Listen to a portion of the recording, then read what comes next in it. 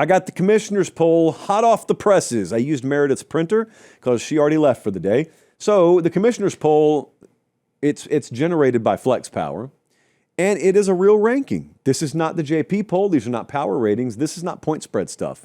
This has nothing to do with the model. I could slam the model shut. This is none of the model's business. You will not see Penn State at number 19 in the commissioner's poll. I can assure you of that. What an idiot the model is. So we've got controversy right off the bat here because I've only got Notre Dame at 25. What does this mean? Does it mean I'm a Notre Dame hater? No. It means that I actually care that you win games. They have, I guess if you want to call them good losses, the two best losses in the country this year. That A&M game and the Miami game, they lost by a combined 4 points. I know all that. I know all that. And let me read this out for you right quick. I got Notre Dame 25, Brigham Young 24, Memphis 23, Nebraska 22, Texas 21. I put Texas ahead of them. And I put Texas ahead of them because I just think Texas just got a way better win than Notre Dame has. I care about your wins. That's what I care a lot about if you're comparable, which both of them certainly are. So they beat Oklahoma like they did. I'm going to bump Texas up a little bit. And look, if Notre Dame beats USC this weekend, then they probably vault right back above Texas. But I'm not projecting with Notre Dame. I think a lot of people are projecting with them. They had them top 10 in their preseason poll. They had to drop them down because they lost a couple of games. But at the first sign that it was okay, they vaulted Notre Dame right back up. I think the AP has them at 13.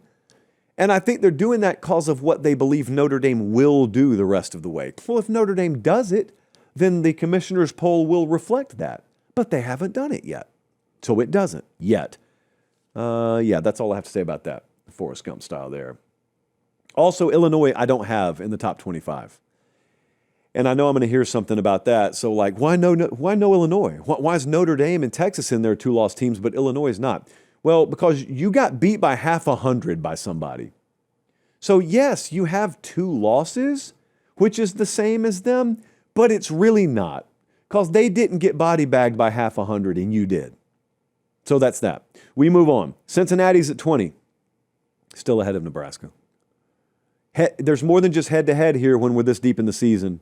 Now, if it's a playoff resume and it comes down to that, head-to-head's going to matter. But at this point, we're far enough away from the game they played in week 1, but still too far away from the playoff rankings where head-to-head is supposed to be like the trump card in a comparable scenario. So I'm going to put Cincinnati at 20 now. Southern Cal, I've got at 19, big game on the road this week. Utah at 18. USF at 17, man. They keep rising. That's my G5 playoff team right now, by the way. And I got Virginia at 16. That was a big win they got against Louisville. It's kind of overlooked. There were other big games. That was a big win. I was very confident in Louisville. Virginia proved me wrong. Let's continue. Missouri's at 15. Dropped them a few spots. Did not drop them a whole lot. Very, very competitive game with Alabama. They're on the road this week against Auburn. That one could be toxic. Not for drink in Missouri, although that could be a second conference loss. But just they could deal a harsh blow to Auburn down there. We will see the number 14 team in the country this weekend at home. We will see the Vanderbilt Commodores. Jesse pointed out something to me. He said, did you notice that the AP rankings have kind of come in line with the commissioner's poll? And I just laughed. That's poor Jesse, poor young, innocent Jesse, like Bambi, just getting his feet on college football's frozen pond. Poor Jesse. Yes, I've noticed that, Jesse. Yes, I've noticed that. We lifted up the AP rock, and we shine the light, and the voters scurried all over the place. That's mean. I'm not really comparing AP voters to roaches. I'm not doing that.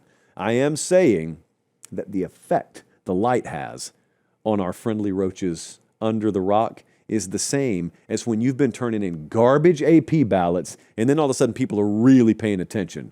It makes you pay a lot more attention. So it's no mystery that the AP poll has come in line with the commissioner's poll. I think we've done a great service to college football here. Tennessee 13, OU 12, Georgia Tech 11. Georgia Tech playing Duke this weekend. Small favorite or small dog, depending on where you're looking.